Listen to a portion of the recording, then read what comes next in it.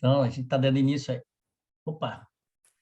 A gente está dando início aí à nossa reunião semanal do subgrupo Massa Mola. Hoje a apresentação do Pedro, né, Pedro?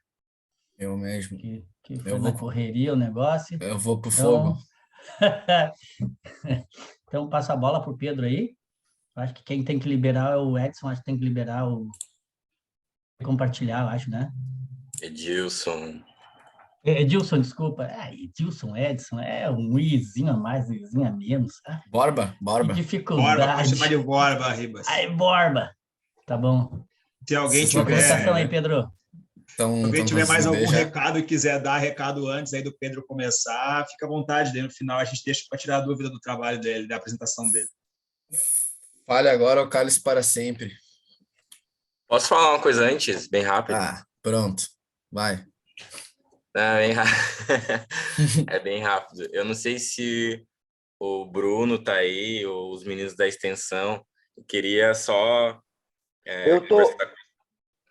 queria ver com eles se tem alguma demanda da extensão. A gente ficou da penúltima reunião, que era a questão do retorno e tal, e se tem como é que tá indo a questão do dia a dia lá, se tem alguma coisa que vocês queriam falar antes de começar a apresentação. Não, tá. Essa semana eu não fui, que eu tô de atestado Covid, mas tá rolando tudo certo, como tava com uma frequência meio baixa em algumas modalidades, principalmente no triatlo, a gente instituiu uma chamada, eu botei uma frequência mínima de 40%, mas tem uma flexibilidade, que eu falei, lesionou, teve algum problema em casa, alguma coisa assim, que não conseguiu ir no horário, a gente está flexibilizando, mas aquele pessoal, principalmente para tirar aquele pessoal que faz a matrícula e não vai nunca, né? Uhum. Esse pessoal que eu quero tirar de lá, porque tem bastante demanda, tem bastante gente querendo vaga e tinha pouco. Também para fins da chamada, a gente estabeleceu que a matrícula é só na primeira semana de todo mês, né? Então, vai até o dia 7, dia 8 entrou nova chamada, a partir do dia 8 até o próximo dia 8, ninguém mais entra. E a gente não tá pegando tempo ali na piscina, porque geralmente tá ficando um ou no máximo dois para pegar os tempos e fica muito, muito apertado. E a gente não fez nenhum teste ainda em nada, porque a gente tá com pouco pessoal. Então, a gente está deixando a extensão seguir como um projeto de extensão simples. Não está pegando a parte de dados, nem nada assim. A gente está só deixando ele fluir. Sim. Na primeira semana, a gente tinha falado ali que ia ser adaptação, né? Os alunos iam começar a treinar e tal. E era só a minha dúvida, assim, como é que ficou a questão dos professores ali, se estão conseguindo organizar certinho os horários para ir, como é que está sendo? Na piscina está um pouco complicado ali, porque eu tenho dois horários no meio-dia livre só, mas o Everton tem substituído bem certinho, ele pegou bem o ritmo. E entrou o Renan agora junto, mas o Renan é meio enrolado, então sempre tem que estar de olho, porque às vezes ele enrola demais as coisas, acaba faltando, mas ele também tem bastante compromisso, trabalha e tal. Mas a gente está entre três na piscina e eu deixei mais a corrida para o Léo e para o Guilherme. Beleza, acho que é isso aí. Não sei se alguém mais tem alguma coisa para falar, senão o Pedro começa a apresentação. Vamos, então. Vamos para o fogo. Vai lá, Pedro. Só me confirme se estão vendo a apresentação. Não. Aparecendo o modo antes da apresentação ali, que eu não sei o nome. Clica naquele livrinho que tem do lado, você clicou no isso. Foi? Show, agora funcionou. Tá, fechou. Deixa eu tirar esta coisa daqui. Vamos lá, então. Então, boa tarde a todos. Vou pegar o tempo, né? Boa tarde a todos. Meu nome é Pedro Henrique de Araújo e hoje eu vou estar apresentando o artigo das assimetrias de contato de Sprague em idosos na corrida, né? Os autores são Giovanni Cavanha, o Legramandi e o professor Tartaruga. Bom, acho que é na base do clique aqui, aí foi. Bom, sabe-se que idosos, por causa do envelhecimento, têm reduções na produção de força, e essas reduções, elas são mais proeminentes, são maiores durante as forças, durante as contrações concêntricas, né? Isso foi visto em estudos tanto em músculos isolados, quanto estudos em vivo com idosos. Porém, o efeito dessas mudanças musculares decorrentes do envelhecimento na corrida, ele é desconhecido. Então, basicamente, a corrida ela é uma forma de locomoção que ela se subdivide em duas principais fases, a fase aérea e a fase de contato. Ainda a fase de contato ela pode ser subdividida entre duas fases, subfases, né? Que seria a fase de absorção e a fase de geração, né? Bem bruscamente falando. Durante essa primeira fase de contato, as unidades miotendíneas elas são alongadas por meio da produção de trabalho negativo, e durante a segunda metade dessa fase, as estruturas miotendíneas são encurtadas a partir da geração de trabalho positivo. Bom, sabe-se a partir de estudos já de assimetria e contato de Sprague, que durante a corrida a energia cinética na fase de contato do centro de massa ela é maior do que a energia cinética durante a fase de Sprague. E também que as durações de geração de trabalho positivo, ou seja, o T-push, são maiores que as durações de trabalho negativo em velocidades até 13, 14 km por hora. Com o aumento da velocidade, esse comportamento ele tende a ser igual, o que já foi discutido na outra reunião aí pelo Guilherme, que trouxe o Cavanha em 2006.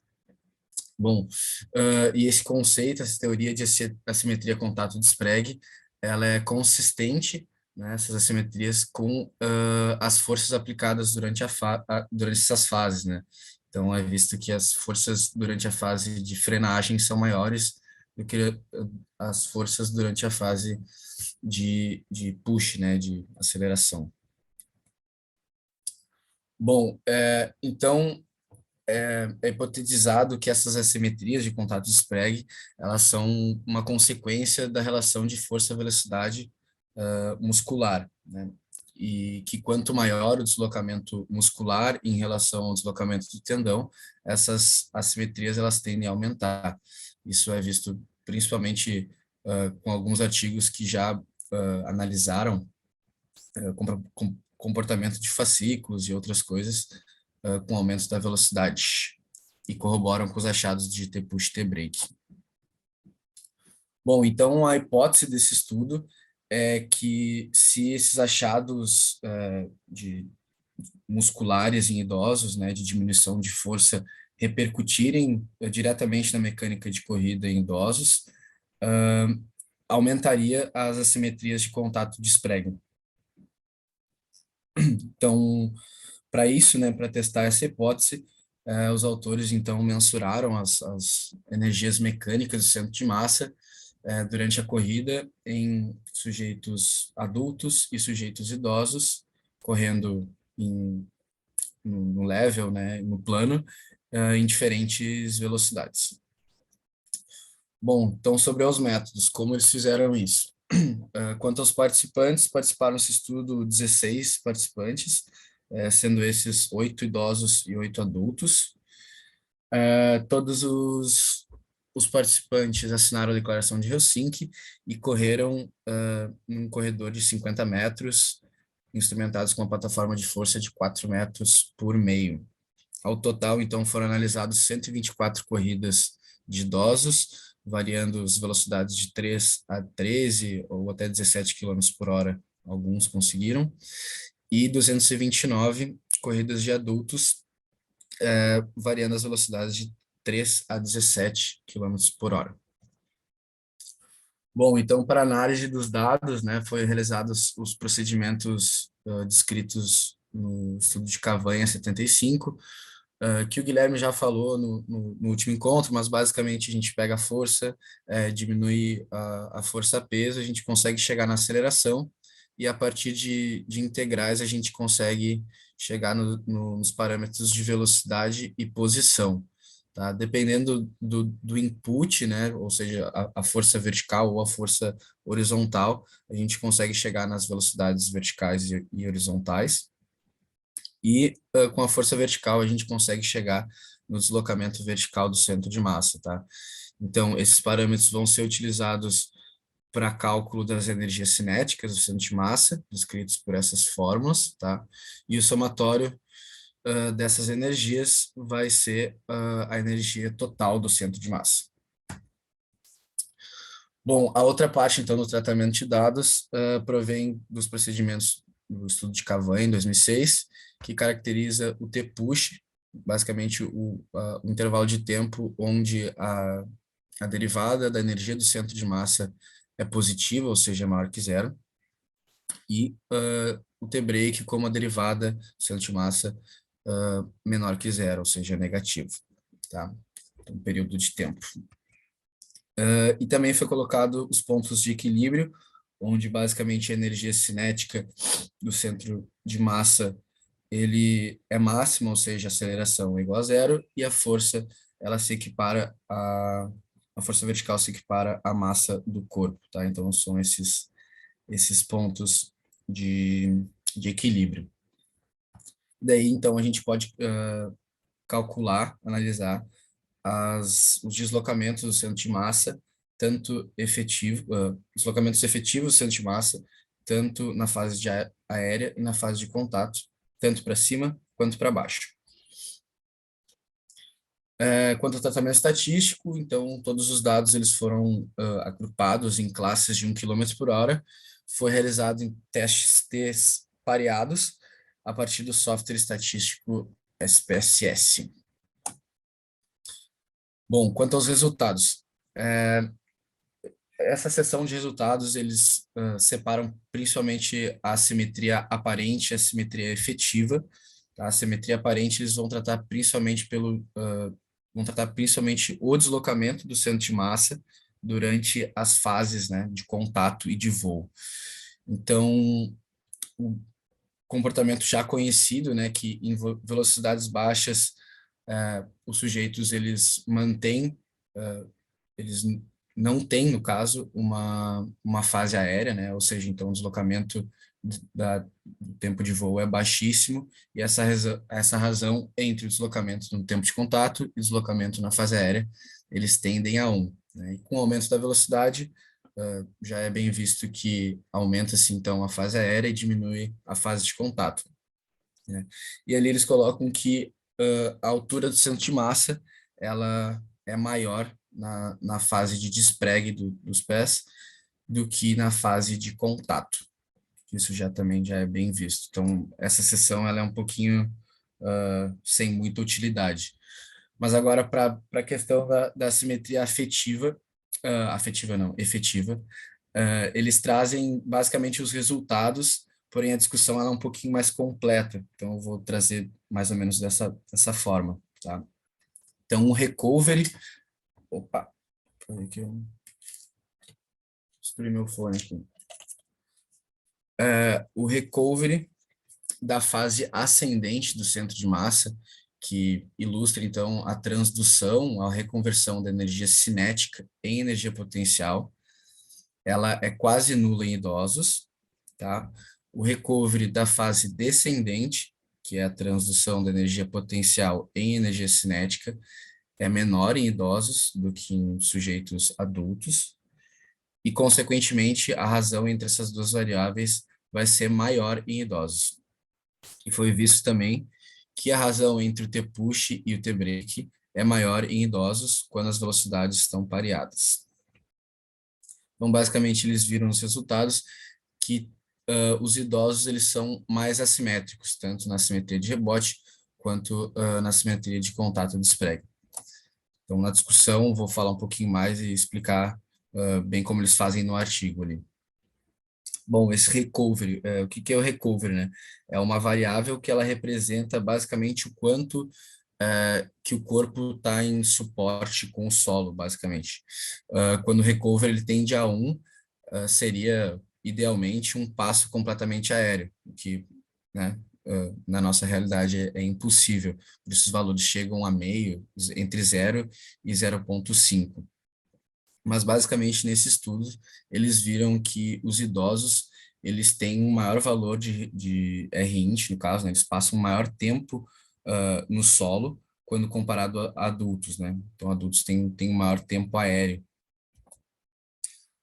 Então a subdivisão desse recovery para a fase descendente seria ilustrado. Essa variável ela diz o quanto de transdução da energia potencial é reconvertida em energia cinética na fase descendente do centro de massa, né? Então, o sujeito está em cima, nessa fase onde o centro de massa está caindo, né? E é uma fase que precede a geração de trabalho negativo. Basicamente, então, essa fase, ela fornece, essa reconversão, ela fornece energia mecânica para um armazenamento elástico subsequente, porém, ela requer força para desacelerar, o que possivelmente em idosos, tendo em vista as modificações musculares, essa força ela é insuficiente e também pode diminuir a integridade do sistema musculoesquelético, bem como a segurança ao correr em idosos, né? Então, esse valor de recovery na parte descendente em idosos, ela é 15% mais baixa do que em adultos, tá? Então, o que a gente pode ver principalmente aqui nos gráficos, que representa essa porção do gráfico, né? Ela é bem menor do que em adultos, né? Idosos do que em adultos. Sobre a outra parte do recovery, né? Que é o recovery, digamos, ascendente, ou R-int up, seria a transdução da energia cinética em energia potencial após a fase de geração de trabalho. Então, após gerar o trabalho positivo, teria essa transição da energia cinética em potencial, uma fase subindo do centro de massa, digamos assim. Essa fase, ela depende principalmente da capacidade de produção de força e de potência muscular, né? E também da capacidade do músculo de reutilizar essa energia de forma elástica. E essa variável, ela também é mais baixa, porém, ela, em algumas velocidades, ela é praticamente nula em idosos, e em algumas velocidades ela é basicamente 60% menor, 40% menor em idosos do que em adultos, né? Então, indica aí uma ineficiência em gerar trabalho positivo e, consequentemente, em reconverter essa energia do trabalho positivo em energia potencial.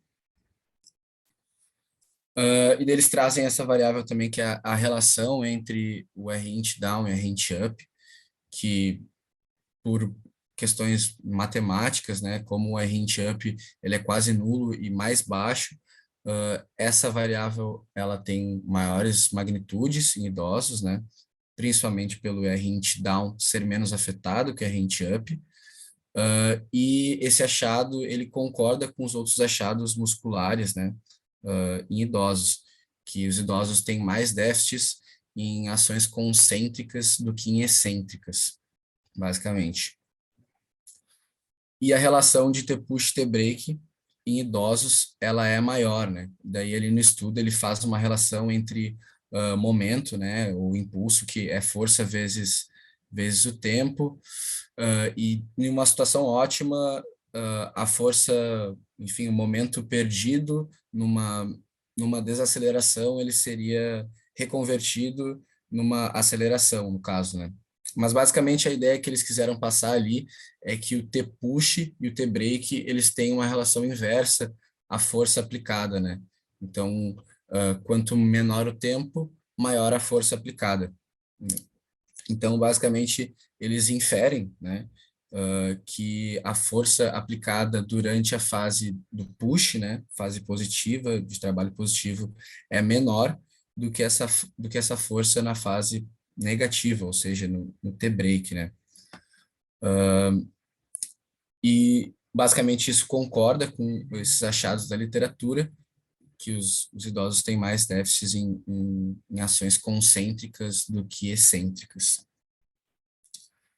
Então, basicamente, na conclusão ali, eles fazem como é que eu vou dizer?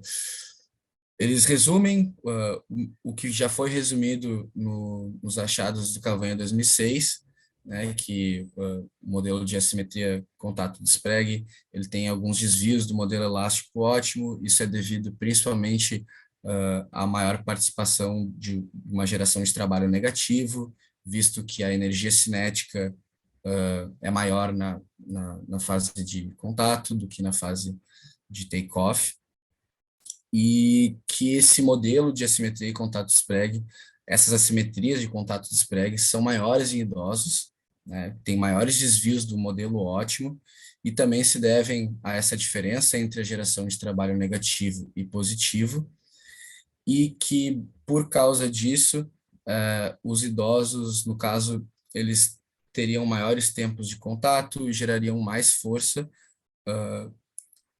menos força, porém essa força ela seria mais relacionada a componentes contráteis e não componentes tendíneos, né? Porque quanto maior, basicamente quanto menor o tempo de contato, o músculo ele tende a atuar praticamente de forma isométrica, enquanto todo o trabalho mecânico gerado ali naquele sistema, ele vai ser devido ao trabalho dos componentes elásticos, né? Ou seja, os tendões. Basicamente, esse estudo, os dados desse estudo, as conclusões, né, são que os idosos têm mais assimetrias e que, basicamente, pelo processo de envelhecimento, aparecem alterações nas relações de força e velocidade no músculo, e essas alterações, elas se pronunciam nas assimetrias do contato de despregue. Então, eu fiz meio que um quadrinho para, principalmente, eu entender e poder explicar para vocês, mas, basicamente, os idosos, eles têm um menor tempo de T-break relacionado ao T-push. Isso vai, no caso... Ixi, agora me confundi, que eu botei esse quadrinho agora. Mas, basicamente, é isso. Os idosos vão ter um maior T-push e um menor T-break, ou seja, eles vão aplicar maiores forças na fase negativa, na fase excêntrica, e menores forças na fase concêntrica. E isso vai gerar, então, um R-int, né, um recovery maior na fase descendente e na fase menor na fase ascendente. Então, basicamente é isso. Acho que agora com discussão o professor pode dar uma, uma clareada nas coisas, porque é bastante, tem várias variáveiszinhas ali, e, enfim, acho que é isso, galera. Desculpa a confusão. Dúvidas, explanações, ajudas? O Edilson vem com figurinha, aqui, ó, ainda existe isso aqui, ó. Uhum. Valeu. Old school. Parabéns aí, Pedro. Então, a gente abre aí, então, o espaço agora para o pessoal perguntar aí para o Pedro, para o professor, alguma dúvida que tenha ficado. Fiquem bem à vontade aí. E mais uma vez, parabéns, Pedro. Valeu. Deixa o pessoal perguntar, assim, começar, e depois eu comento também, para não ficar alugando todo o tempo. Tá, pode ser. Pedro, parabéns aí pela apresentação, muito legal, achei bem clean, assim, as explicações, os métodos ali, os slides também, muito interessante, consegue falar de forma certeira, assim, os pontos importantes. Acho que talvez ali usar um pouco mais de figuras e tal no início, Mas eu achei bem bonita a apresentação, esse design também, muito legal. A minha dúvida aqui que eu coloquei, eu anotei, é só da definição ali do R-int down e do R-int up. Pelo que eu entendi, é assim, a reconversão da energia potencial em cinética nas fases down ali do contato, né? Do centro de massa, e do up. E qual que foi a diferença ali? Então, os idosos, eles basicamente não têm na down e tem mais na up. Não, ao contrário, ao contrário. Contrário? Eles têm... Esses parâmetros, eles são diminuídos em relação aos adultos, né? Uhum. Porém, a parte up, no caso, que é a parte que é após a parte de geração de força, né, concêntrica, é quase nula em idosos, né? Então, isso indica basicamente que a função concêntrica do músculo está prejudicada e por isso ele não tem uma potência para gerar, como é que eu vou te dizer, uma projeção do centro de massa acima e à frente, né? Pode Entendi. ser também. Fala. Não, aí nesse desenho ali, então, no caso, por exemplo, tem a parte de baixo da circulada, e daí tem duas metades, né, da figura. Uhum. Então, o down seria, tipo, como se fosse a linha, tá no zero ali, então não tem nada. Basicamente é isso. E a outra... Não, o down down é ao seria, contrário, né? o down ao contrário. O down seria isso aqui, né? Ah, tá. Entendi. Seria o down seria isso aqui. A Ô, Pedro, inclinação, isso. faz um zoom na apresentação ali do PowerPoint para ver a figura maior. E aí bota a figura ali centralizada. Aí seria essa inclinação aí. Aí tem o alfa e o beta ali, né? Mais ou menos. Aí dá para ver que o do idoso ali que está à esquerda, tem pouquíssima fase depois do alfa ali, enquanto que na outra metade tem, né? E aí no jovem tá bem grande aquela primeira fase. Exatamente. Isso aí. Então é esse espaço entre o down. Tá, entendi. Isso, o R-int seria, no caso, assim, mais bruscamente, seria essa área entre essa linha pontilhada. Eu não me lembro exatamente o que essa linha pontilhada é, o contato, né, Tarta? É onde o contato ocorre. Não. É a metade, é o ponto mais alto da fase aérea. Isso, um pouco mais alto, sei. E daí, no caso, eles fazem essa divisão, né? Aqui seria o up, né, que seria a transdução da energia cinética gerada pelo trabalho positivo em energia potencial. E aqui seria o contrário, né? Seria o reaproveitamento da energia potencial em energia cinética. Tá. Eu só não entendi isso, muito bem isso, quanto à relação de eixo, assim. É só no eixo vertical, Tarta? Não, tem a questão do tempo também, né? Acontece pouco essa fase, né? E tudo começa, sempre é bom assim, ó, eu sei que o Pedro estava indo super bem até ali o último slide, né? Eu olho que eu vejo faz muitos anos esse artigo ser apresentado, e vou te dizer que eu não lembro de ter visto tão claro assim que nem o Pedro, e até, Pedro, queria registrar a maturidade mesmo acadêmica que a gente vai vendo ao longo dos anos, né? O nosso Pedrinho era sempre o nosso bolsista lá, que vinha pelo lado de Santa Catarina, novato, assim, né? E agora eu vejo o pesquisador sendo mostrado. É muito legal de ver isso aí. Mas, realmente, no último slide, pegou. E todo esse raciocínio parte sempre de uma ideia, assim, de que o idoso é mais fraco, tem menos força, tá? E é na fase positiva, que é exatamente na parte que o Pedro está tentando mostrar ali, a primeira metade ali, né? Desse R-int. Então, o idoso não consegue se jogar para cima, né? E é bem isso, né? Tem pouca o azul fusquinha ali da energia potencial, no idoso quase que não tem. Ele sobe o corpo dele em contato, né? É um aéreo efetivo, mas o pé dele está em contato, que é o azulzinho escuro, né? Não sei se, Pedro, tu pode mostrar, porque acho que sou eu, à esquerda, né? Uhum. A figura Esse do azulzinho idoso escuro. a figura do idoso é o da esquerda, né? Isso. Esse Mas azul esse azulzinho escuro. exatamente, é fase aérea, mas ele está em contato com o pé no solo. Ele não consegue se jogar para cima. Ele faz força para cima, mas ele não tem tanta força e ele vai até Pra o sair do solo. topo. Ele vai até o topo da fase aérea ainda com o pé no solo, embora seja Uhum. aéreo efetivo, está com o pé no solo. Isso é um sinal dessa fraqueza muscular, digamos assim, em relação ao jovem. O jovem não, o jovem consegue se lançar para cima, né? Uhum. E aí ele tem uma trajetória balística mais completinha, né? Sim. E isso vai se traduzir com os R-int que o Pedro está mostrando. Onde o R-int aumenta, significa que é como se fosse uma pedra sendo jogada para cima. Onde está bonitinho, subindo, o R-int é porque ele está como se fosse uma situação balística, né? Uhum. E o idoso não tem na primeira metade, o idoso só consegue fazer na queda. Ele se faz força até em cima e aí ele se larga realmente em fase Sim. aérea para cair, né? Sim. E tudo aí, isso aí é uma sinalização de uma resposta, assim, de um sistema elástico fraco, né? Uhum. Sim. Nossa, agora é a primeira vez que eu entendo essa figura.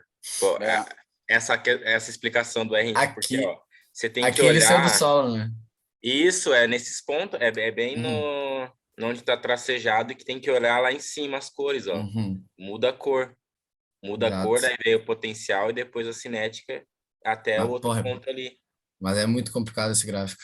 E o ponto de equilíbrio é o EP e o EK ali, ó, que faz a divisão. E esse alfa e beta, Tata, eu não entendi ainda isso aí.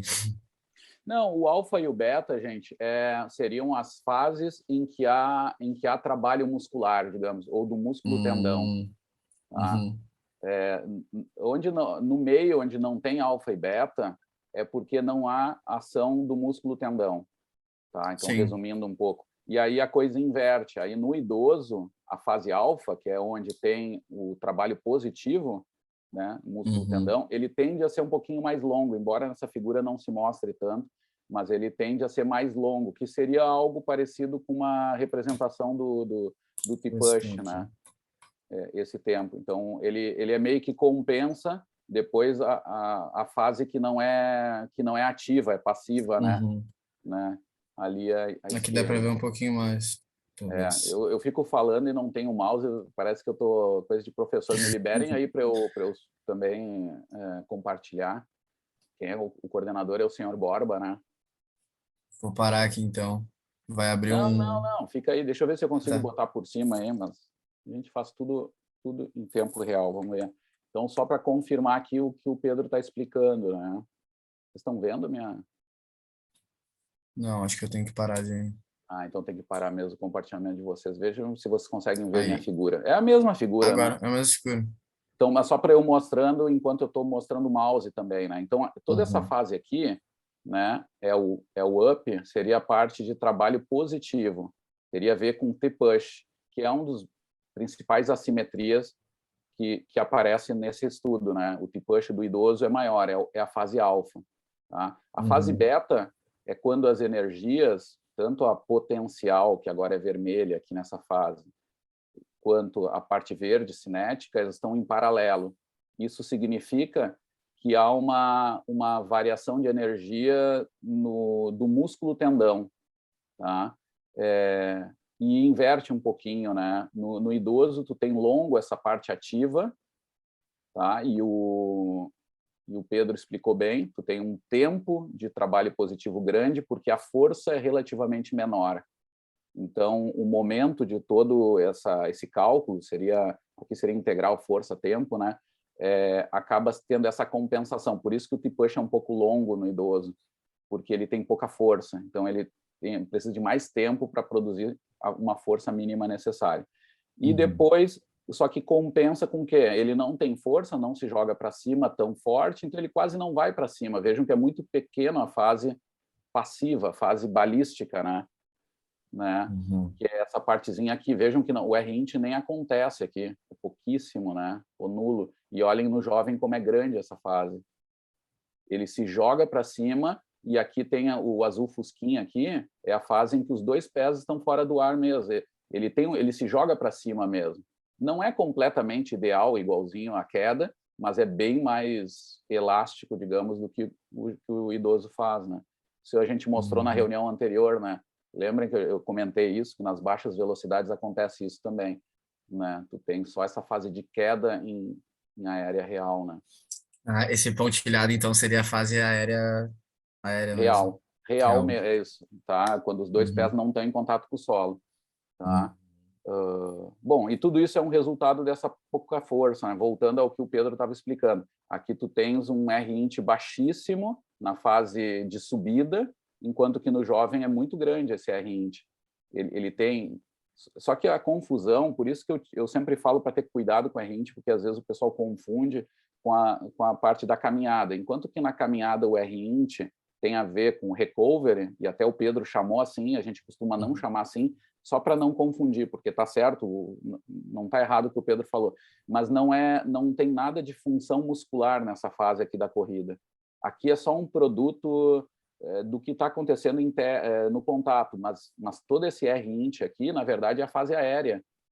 Isso aqui é a fase aérea, entendeu? Então, ele tirou o pé do chão aqui, quando vira o azul fusquinha, tá? Claro, a fase aérea efetiva é um pouquinho antes, porque a força de reação do solo ali vai estar abaixo nessa fasezinha aqui. Mas depois aqui ele tirou o pé do solo e aqui é aéreo. Então não tem ação muscular importante sobre o sistema massa-mola nesse meio. Ou seja, isso aqui é mais um produto do sistema massa-mola do que um mecanismo, né? Ele é só um produto do que aconteceu em contato. Mas o que aconteceu em contato de forma importante é a fase alfa e beta, que é onde se produzem os trabalhos mecânicos, né? Diga, Léo. Eu já me metendo aqui. Vou falar alguma coisa, talvez redundante de novo, mas ali no idoso, tá, essa fase alfa aí, ele tem menos força, talvez porque ele tem menos colaboração dos elementos plásticos. Pode ser por isso também? Deve ser por isso? Léo, ou não tem nada a ver? Não, quando a gente montou com Cavanha, na verdade é um sistema de feed circular, tá? É uma coisa que vem dependendo da outra, tá? Mas o que nós colocamos como origem do fenômeno é a fraqueza muscular, tá? Tanto é que a gente deu menor peso, por exemplo, para características histológicas, tá? Existe muito dado que não é para o mesmo lado. Às vezes o pessoal gosta de sintetizar a coisa de um jeito perigoso. O idoso perde rigidez, ou ganha muita rigidez, ou se torna complacente, do ponto de vista tecidual, morfológico. Mas esses dados não são fortes. Assim. Tem dados que mostram que em alguns músculos aumenta a rigidez, outros diminui com a idade, e tem muito efeito do estilo de vida, inclusive. Um estudo do Bruggeman que mostra isso e tal. Então, a gente não partiu disso, a gente partiu a fonte da fraqueza muscular. Eles não têm tanta força no trabalho. E aí eles não conseguem acionar o sistema elástico. Sim, entendi. Entendeu? E o sistema elástico é prejudicado mesmo também. Isso. Ele é piorado, o modelo elástico todo, tá? Isso explica por que nós somos menos econômicos com a sociedade, mas parte desse raciocínio de início e fim, né? Certo, obrigado. E bem legal esse negócio do R-int, tá? Tu põe ele no jovem. Bem legal que o R-int ele é a relação da energia cinética com a potencial, né? E nesse momento de voo a gente vê bem o comportamento de oposição de fase, né? Que a gente vê na corrida. Então, tem esse recovery. Exatamente. Isso aí.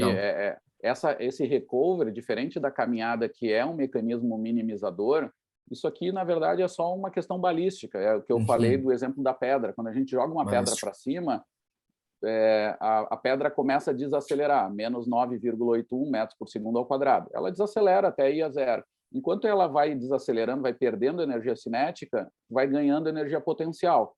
Entendeu? Mas isso não é pendular, né? Isso não tem, isso é uma questão balística só de força gravitacional e tal. E está bem claro aqui pelas energias. A energia potencial aumenta, a energia cinética diminui. Né? E aí depois tem a inversão aqui, né? Tem essa inversão na queda, né? Vai perdendo energia potencial e aumentando a energia cinética. Né? É isso aí. Agora ficou um pouco mais claro o gráfico. E a gente tinha visto na aula passada, era o artigo do Cavanha, né? 2006. E o do Cavanha tinha uma figura mais estranha, que aqui não aparece, mas ó, olhem o jovem aqui já é diferente. O jovem aqui nem tem energia, aqui ele nem tem fase aérea real, ele deve ter um duplo contato no meio ali, porque ele nunca fica em fase aérea, né? Então tu nem vê, mas se tivesse, seria parecido com o que a gente viu lá, seria parecido com isso aqui, né? Seria só a fase aérea real, só na queda. Uhum. O azulzinho fusquinha, né? Uhum. Professor, os idosos, eles fizeram... Esse trabalho não foi feito no Brasil, né? Ele foi feito fora. 65 anos, mínimo.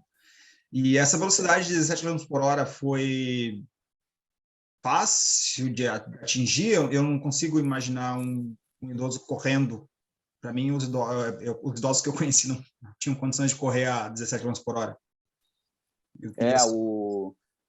Sim, eu participei de todas as coletas, eu fiz, e era assim, gente, a questão é que eles tinham que correr só 40 metros, a distância era 50, mas era um pouquinho menos, eles faziam na real, eles faziam ali em torno de uns 40 metros de corrida. Então, e aí a única coisa que tinha que entrar para o critério de validade era que eles não estivessem acelerando nem desacelerando.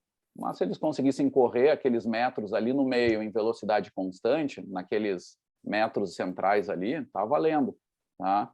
E aí, para dar certo isso, a gente fazia eles correr bem antes, assim, fazia eles correr 20 metros antes para eles entrarem em velocidade constante. Por isso que eu sempre fico com medo, né? Agora, por exemplo, o professor Rafael Batista está com aquelas plataformas de força no laboratório dele da PUC, que é bem boa. Antes tinha pouca distância, tinha uns 3, 4 metros para o início, e ali era um problemão, né? Agora eles botaram no ginásio e está muito melhor. É a mesma tamanho da plataforma do Cavanha, só que é dobrada para o lado, assim. Ao invés de ser meio metro de largura, a plataforma era 50 por 50 centímetros, né? Agora tem duas colocadas, uma do lado da outra, né? Então tu tens ali uma distância maior, médio lateral, digamos. Foi por isso que a gente conseguiu analisar, por exemplo, bastões, né, no estudo do Henrique, do Parkinson, né? Henrique Leal.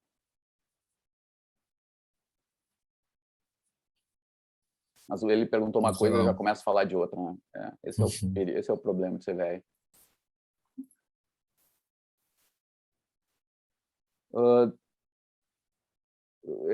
Eu me atravessei, era no Edson, né, Edson?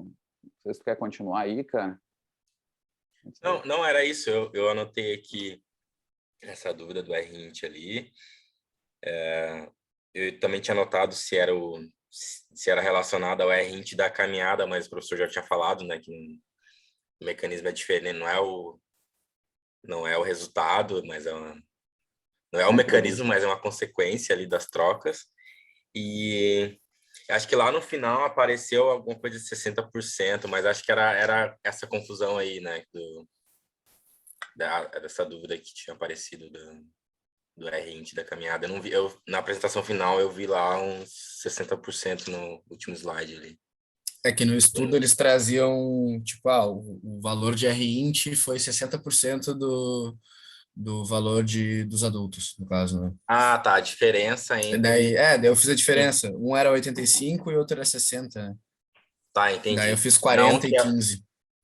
Não que é o recovery máximo ali, próximo que acontece na caminhada. Não. Como se o adulto fosse o 100%, no caso, né? Uhum. É que eles...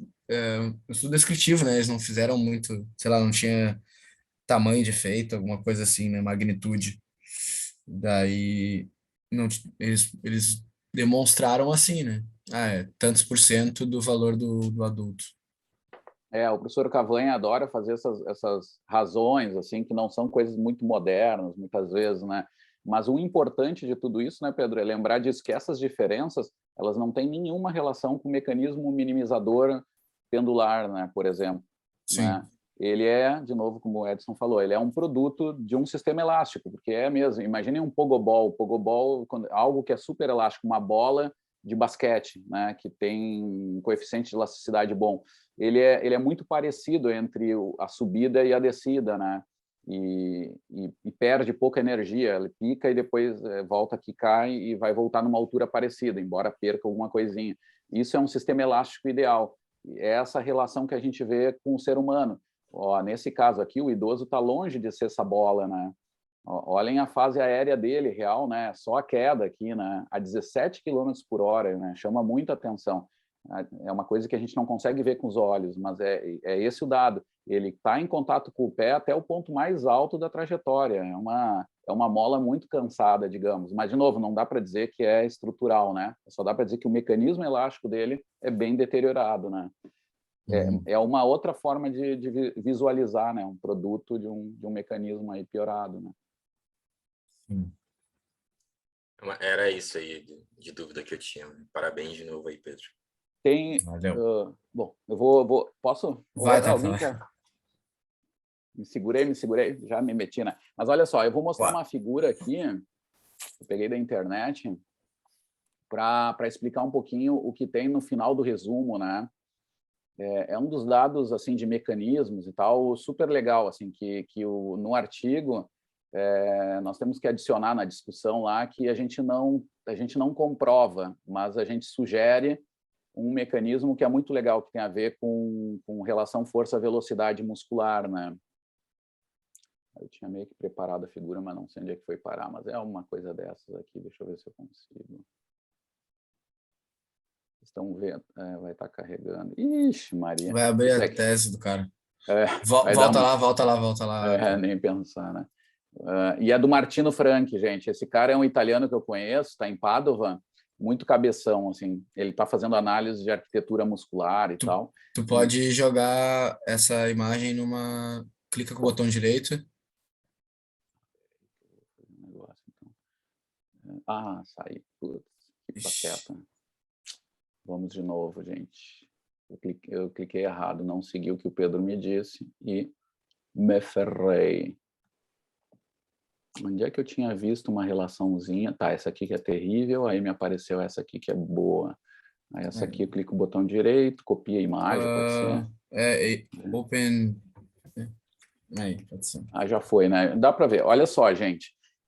Relação força-velocidade, tá? No eixo, então, vertical é força. No horizontal é velocidade. Eu tenho zero, que é uma situação de velocidade zero, significa que é uma isometria. Tá? Isso tudo é relacionado a potencial de produção de força sempre em níveis máximos, tá? Como uma função da velocidade em que encurta, né, para a direita aqui, ou alonga para a esquerda. Relação força-velocidade que foi determinada pelo nosso prêmio Nobel, Averroes, né, onde ele mostra as determinantes mecânicas da produção de força muscular matematicamente, deixa ele muito famoso. Além de mostrar o fenômeno, ele explica quem são as determinantes. Uma delas, por exemplo, é o próprio potencial de produção de força isométrica, que é o 1 aqui. Ele normaliza tudo pela força isométrica. Tá? Mas é só uma explicação do modelo. O que o Cavanha vai tentar mostrar no final do abstract é um pouquinho complicado, que é o seguinte... é que quando os músculos estão operando mais lentamente, mais perto de zero, tá? Existe uma simetria ou uma proximidade de uma simetria com a produção de força positiva e negativa. Quando a gente está bem pertinho de uma velocidade zero, ou quase isometria, né? Que poderia ser numa situação de corrida em que o músculo tendão está operando, a parte muscular da unidade músculo tendão está operando quase isometricamente, né? Seria mais simétrico do que situações em que os músculos participam bastante, que, por exemplo, ele sugere que seja na velocidade lenta, né? Os músculos vão participar dessa mudança de comprimento da unidade toda. Aí, nesses casos, nós seríamos muito mais assimétricos sobre o potencial de produção de força e também para o tempo de produção dessa força.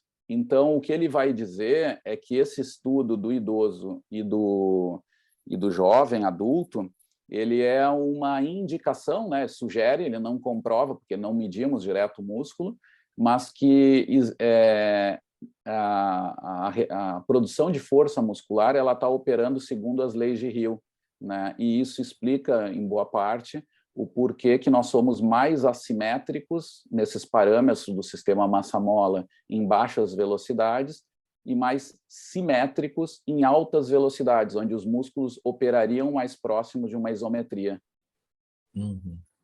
Tá? Por exemplo, um resultado disso é o T-push, o T-break, né? Se os músculos estivessem realmente operando em isometria, o tempo de produção de força no que a gente chama de positivo e negativo seria igual, porque na real o músculo nem estaria alongando e encurtando, seria tendão, tá? Então eu teria uma simetria muito grande, tá? Essa é a justificativa fisiológica desses resultados biomecânicos que a gente lê. Isso aqui é um dos grandes segredos desse modelo que a gente usa, né? Que é tão difícil dos biomecânicos entenderem, porque isso aqui envolve fisiologia muscular também, né? Genial. E agora é uma das coisas que a gente quer tentar testar mesmo para confirmar se essas relações estão corretas, porque é bem como está lá no final do abstract, né? Ele não comprova, sugere, né? Sugere a partir de uma base teórica muito forte, que é essa do Rio e tal, né? Esse finalzinho aqui do abstract. Vou aumentar aqui para a gente ler Hipóteses melhor. Deadland, Intercaffes aqui.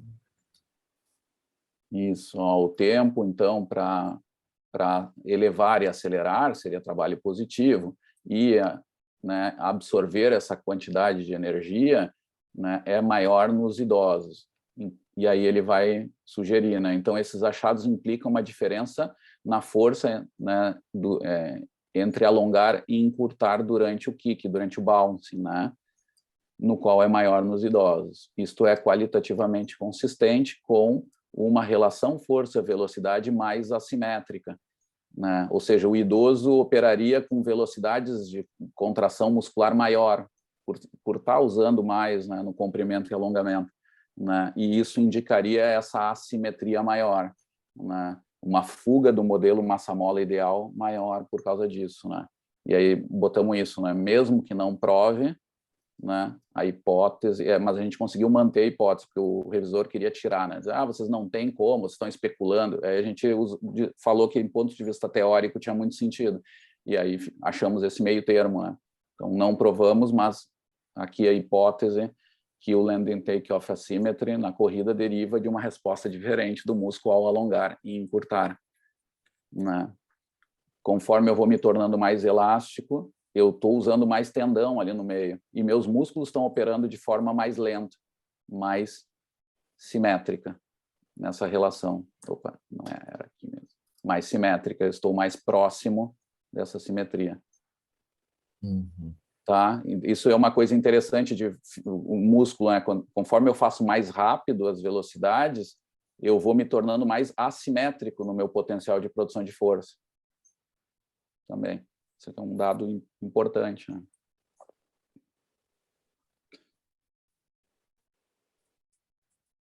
Imagino o revisor, o problema do revisor de vez.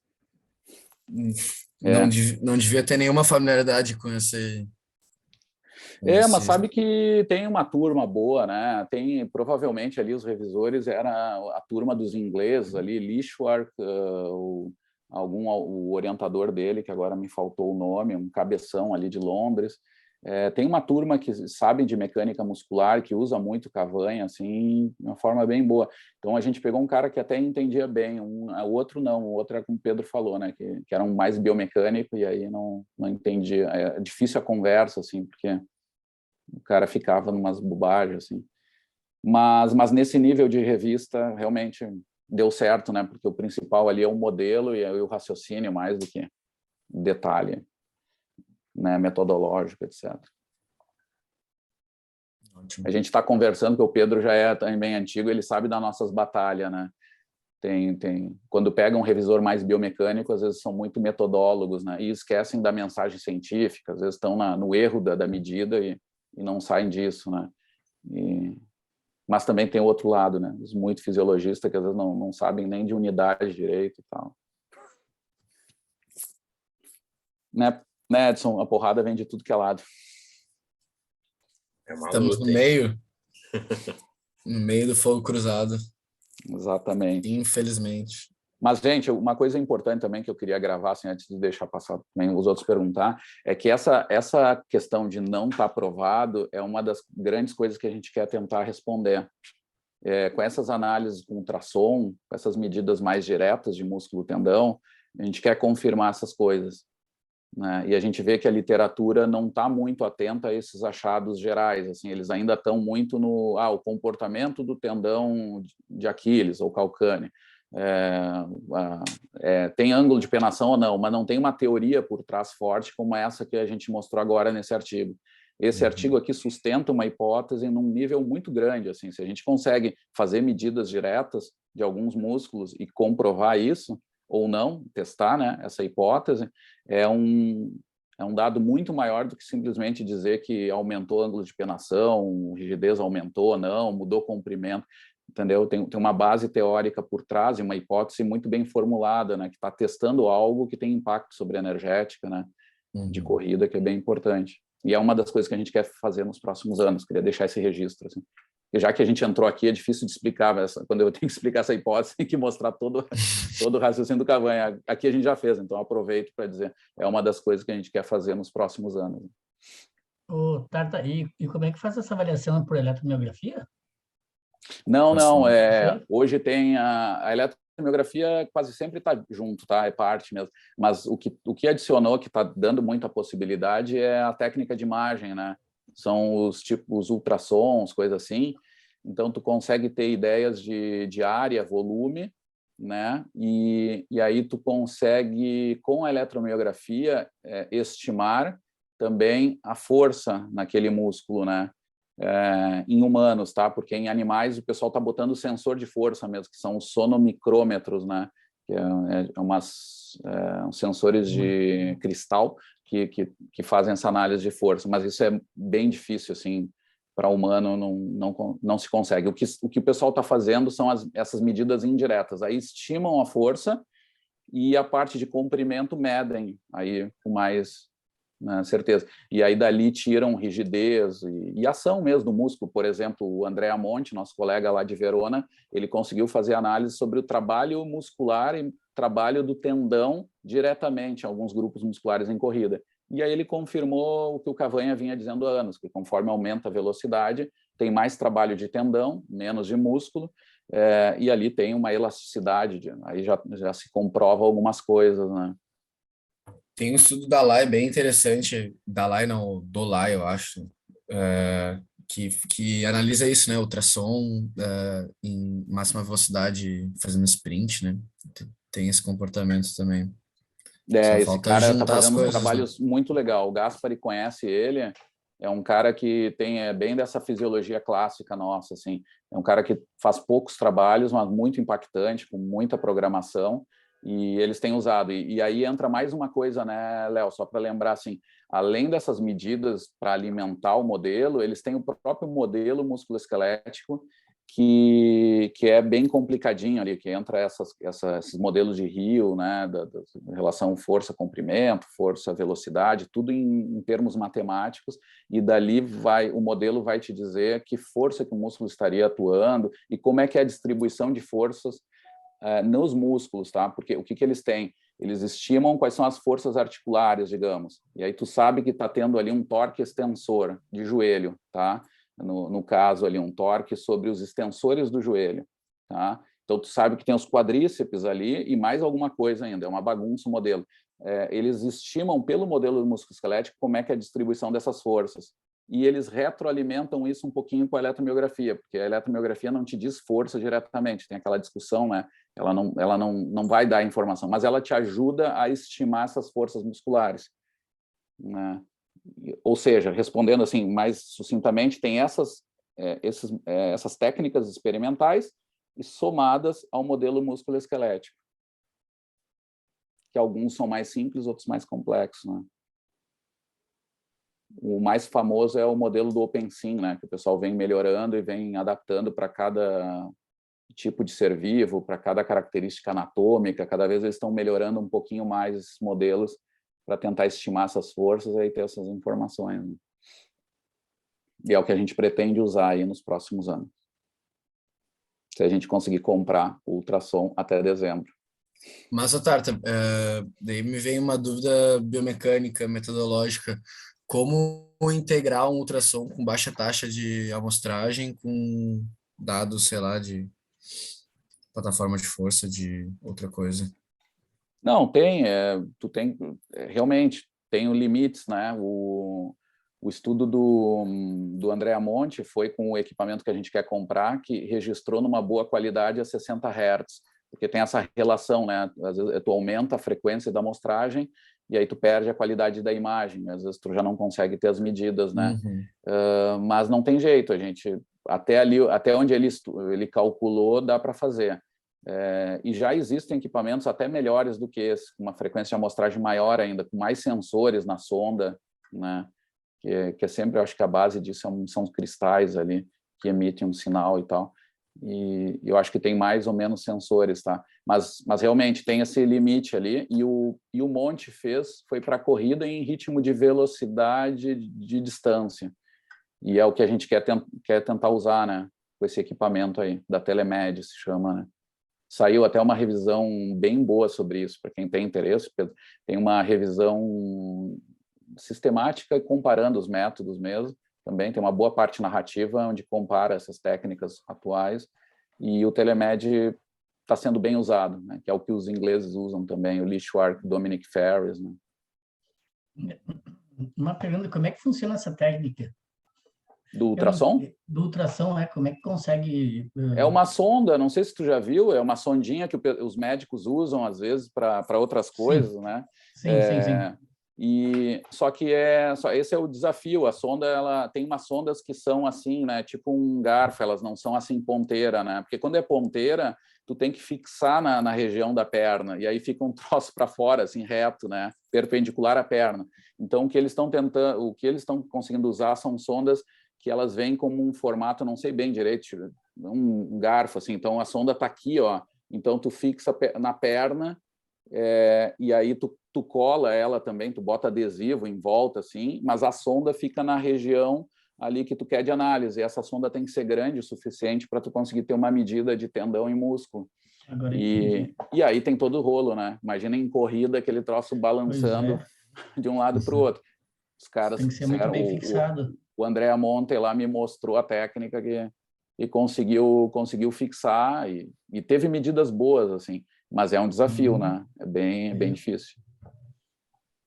Mas é isso, é bem isso mesmo. É mais ou menos com o que tu deve ter imaginado ali, e aí o desafio de achar uma sonda que seja assim, pelo menos, não em ponteira, né? Porque em ponteira fica um troço ali, uns 20 centímetros pendurado, imagina o cara correndo com aquele troço balançando. Aí eu acho que deve ser bem mais difícil, mas essa eu não vi, só vi a técnica que eles usaram, né? Era em quadríceps e nos flexores plantares. Né? O Mudinho fez isso no doutorado, acho, com ciclismo, né? Não deu muito certo. Ele me comentou, mas as sondas, o equipamento que ele estava usando era mais limitado, assim, para isso. Limitado. É o que o professor Marco Vaz tem há anos, né? E que é bem útil, assim, para medidas isométricas ou de velocidade super controlada, assim, né? Mas quase sempre isométrica, né? Ou até rigidez passivo mesmo, né? Rigidez. Esterese, essas coisas. Aí é para medidas passivas, né? Eles fazem testes, por exemplo, que alongam passivamente a unidade de músculo-tendão e depois soltam, né? E aí vão registrando isso no Biodex, no dinamômetro, e aí eles vão registrando como é o comportamento depois desse alongamento aí externo, né? Passivo. E aí dali calcula a rigidez passiva, né? Foi o que a gente fez no estudo do Esteban, né, Edson? Foi usando essas técnicas aí.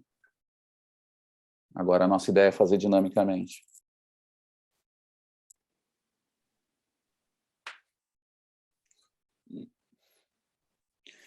Vamos ver se a gente consegue comprar, aí nós vamos ter coisa para brincar. Mas eu não deixando, eu fiquei falando de novo, a Dai nem fez nenhuma pergunta, nem o Edilson. Parabéns, Pedro. Nossa, eu achei muito claro, assim, tua forma de explicar, muito, muito boa, assim, tua capacidade de síntese e de explicação, né? Como tu disse, um artigo bem denso ali, mas conseguiu, né, explicar muito bem. Professor, a minha dúvida, acho que, não sei se é mais para ti, eu fiquei com uma dúvida na parte da estatística mesmo, porque eu fiquei pensando no meu trabalho. ali diz que vocês fizeram um teste de pareados, né? E pelo que eu entendi, seriam 2 grupos ali e tal, e medidas repetidas. Que cara é essa? Fizeram teste nenhum. Tu deveria saber, eu aprendi com o meu nono no Uruguai. Quando eu aprontava, ele fazia assim para mim, era um italiano de 2 metros de altura, imagina eu, um piazinho, ele fazia assim só para mim, ó, ojo, que significava Não, que é que talvez eu jogando tenha bola. entendido errado, mas é que lá em métodos quantitativos eu lembro que o professor batia bastante que quando é medidas repetidas, teste de pareado pode dar erros e tal. Eu entendi certo isso? Como é que foi feito isso? Sim. Tu está sendo muito elegante também para fazer uma crítica para o artigo. Ai, que horror. Mas tu poderia ser até menos elegante e criticar mesmo. E no máximo está certo e está errado, e a gente está sempre para aprender. Os 2 artigos meus de doutorado, eu sugeri para ele usar modelos mais avançados de ANOVA, com controle do erro de Bonferroni, né? A correção de Bonferroni para a série de testes e coisa, mas não fui ouvido, né? Ele disse que isso era secundário e que não tínhamos que perder tempo com isso, e sim com as coisas que mais interessavam e tal, que era a ciência e tal. Certamente, para publicar nessa revista hoje, né, sem ter um nome do Cavanha junto, a gente não conseguiria usando esse modelo estatístico. Então, tu tens razão assim, na tua colocação, não dá para fazer isso, tá? E tem algumas coisas. Eu acho que não mudaria até as principais mensagens, né? E aí volta que o professor Cavanha talvez até tivesse razão no fim, na filosofia da coisa. Mas, sim, precisaria-se ter modelos mais robustos para testar essas hipóteses. Por exemplo, hoje a gente fez o estudo do Rodrigo da Rosa, que foram um monte de velocidades também. A gente usou lá uma GLMM, se não me engano, ou GLMZ, não lembro, mas foi um desses 2 modelos mistos ali, de ANOVA, né, mais avançados, que aí ele tinha um controle de alguns aspectos, né, daquela questão de circularidade dos dados e a questão essa da correção mesmo, né, do número de testes. E então se precisaria fazer uma outra análise, assim, né, para esse estudo mesmo, né. A gente eu nem lembro se a gente sofreu crítica sobre isso, eu acho que não. Nisso até não, né. Isso é até uma coisa de aprendizado, né, gente? As revistas mais pesadas de fisiologia, elas dão menos atenção para essas coisas, embora estejam mudando as coisas, né? Mas eles vão deixar isso sempre como secundário. Se vocês vocês lerem os objetivos e critérios de avaliação da própria revista do Journal of Experimental Biology, ele coloca muito gritante, assim, uma coisa. É até meio simplista demais. Ele diz, olha, o que nos interessa é o mecanismo biológico que está por trás que o estudo está demonstrando, né? O resto é tudo secundário. Então, eles dão uma aliviada sobre outros aspectos metodológicos. Por exemplo, algumas vezes, está mudando um pouquinho, por exemplo, o poder dos testes, né? O poder amostral, o cálculo amostral. Então, eles vão ver se os testes... isso para eles tem muito artigo ainda, se vocês pegarem hoje, o último número do Experimental Biology, que não traz cálculo amostral. Então, tu não tem certeza sobre generalização, sobre os testes, né? Então, tu vai muito com o que o resultado diz e tem que ter muito cuidado nessa ideia de generalizar, né? Da inferência, né? Porque são testes inferenciais, né? ANOVA, TST, tudo isso. É uma ideia de que essas diferenças elas podem ser pensadas, podem ser hipotetizadas com uma população, né? Só que quase sempre tem que pegar leve sobre isso, tem que cuidar um pouquinho, porque o que eles estão mais atentos é sobre a novidade do dado que tem. E aí depois, não sei, alguém resolva o resto.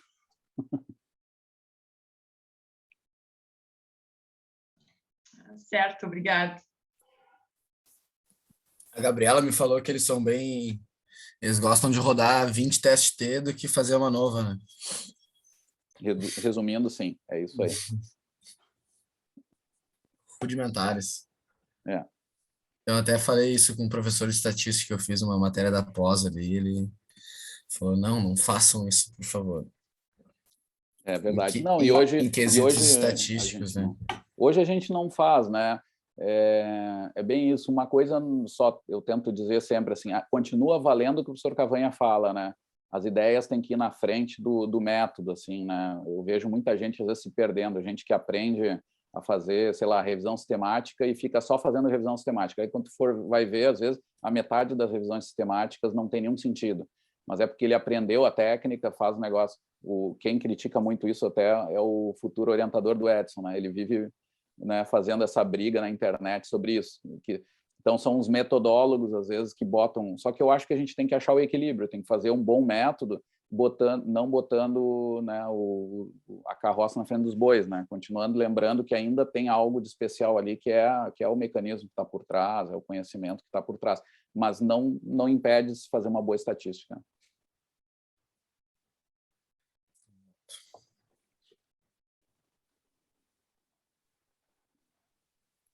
Mais alguém? O senhor Borba, acho que não fez nenhum Críticas. comentário, né? Vai, Borba. Não, vou fazer um comentário, Pedro, parabéns pela apresentação. Eu acho que minha maior dificuldade e dúvida era referente aos gráficos ali, mas eles acabaram ficando bem claros, principalmente depois que a gente conversou um pouco mais a fundo sobre eles, porque eu realmente eu não tinha conseguido identificar alguns pontos, por exemplo, mas se tem fase aérea nessa parte, como é que o idoso corre, não tira o pé do chão, e enfim, estava meio bagunçado na minha cabeça, mas agora eu consegui entender os gráficos. E o que eu tinha notado era isso, era referente ao trabalho muscular, a diferença do trabalho muscular e deslocamento muscular e tendão, que tu falou no começo, mas a gente acabou conversando sobre isso durante a aula, então acabou esclarecendo. E eu queria dizer que a afetiva foi muito bom. A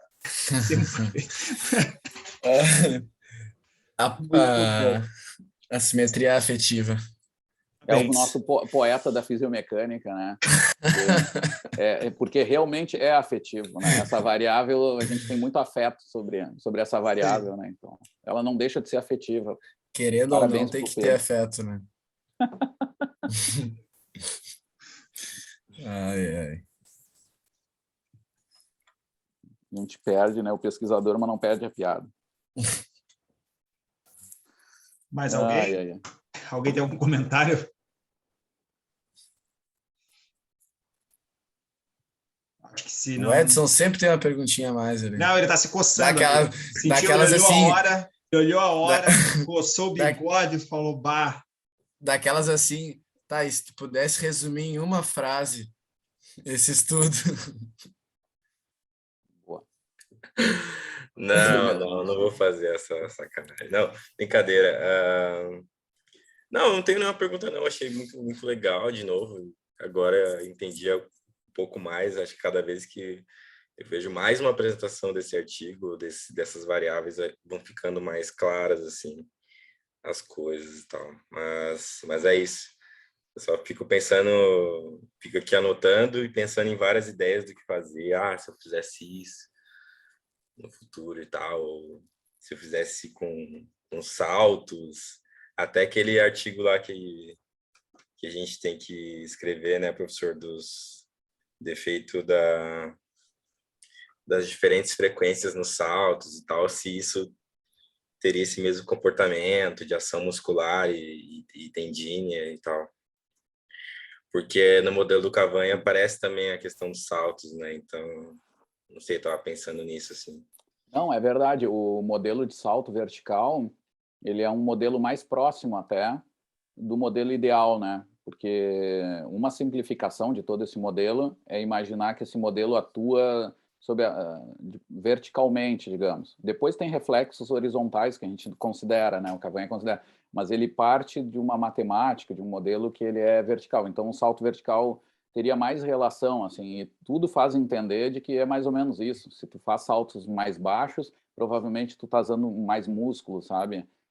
Quando a gente começa a pensar nessas determinantes de rigidez, fecha a conta sempre com o que possivelmente está acontecendo em saltos verticais muito altos ou mais baixos, ou em frequências diferentes. Possivelmente vai ter uma frequência em que tu vai otimizar esse uso elástico, né? E por isso que é interessante a gente brincar com isso. E é legal porque aí é na plataforma de força única que a gente tem, bem fixa, a qualidade bem melhor do que a gente tem lá na esteira instrumentada, né? Então é um modelinho para a gente brincar mesmo e testar mesmo, né? Por isso que aquele estudo lá era uma coisa que a gente não podia deixar morrer. Se alimentar dessas discussões aqui e ir logo lá para aqueles dados para não ter que cada vez reconstruir essa discussão, mas esse trabalho seria bem interessante. Não, é isso. Só vai dando essas ideias, assim, sei lá. Com o trabalho de Pode hoje, meu fazer. Deus, que tem de coisas ali para avaliar, né?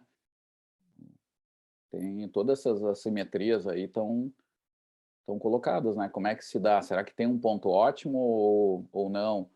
Né? A frequência mais baixa vai botar mais músculo sempre ou vai ter um ponto ótimo de frequência? Não, é isso. Só essas ideias aí. Vai mais uma para o caderninho das ideias.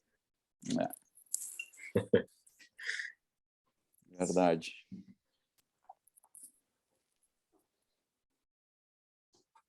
Até no sprint, de repente, não sei. O sprint, né? O estudo do Lai, né? Que o Pedro falou, era exatamente isso. Ele foi vendo que ao longo dos passos tu tinha ali um uso de uma energia elástica, né? E a gente pensou uma vez, até um colaborador do Mohan, o Nagahara, é um cara que tem lá a pista toda lá instrumentada 50... com força, né? Ou não é toda, Sim. talvez 50 metros. Acho que são 53 plataformas de força. É uma coisa assim, 55. né? A gente começou uma colaboração e a gente queria ver exatamente as assimetrias, mas precisava ter esses dados. Aí ele me passou só que depois eu demorei, né? O aluno que ia tocar isso não queria, e aí não rolou. E aí acabou, o projeto parou por aí, né? Mas é uma coisa que também seria legal de testar, né? Ver como é que, em termos de assimetrias, contato dos preg, como é que esse sprint se altera ao longo da corrida, né? Certamente no início nós não somos nada elásticos, né? Já tem várias evidências que mostram, mas seria legal visualizar pelo modelo Massamola também, né? Porque me dá uma ideia da mecânica geral super boa, né? Imagina o trabalho para tratar um dado de 50 metros. Deve ser um caminhão. Vero. Então tá na correria, mas deu, galera.